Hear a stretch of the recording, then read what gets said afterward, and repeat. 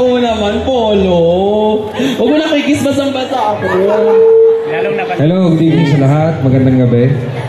Yes, alam nyo, mahal na mahal ko to si Polo. Napakabait. Ang sarap kakwentuhan nito sa taping.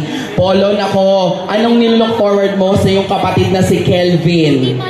Siyempre yung acting skills niya. I'm so excited na mapanood tong movie niya and I'm so happy for him, of course.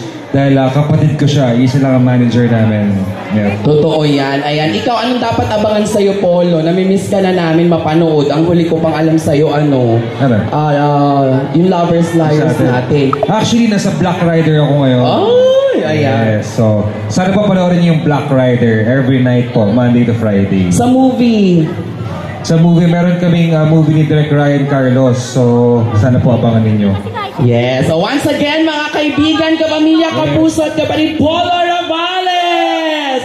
Yes, Polo yung microphone, Polo. Thank you, Polo.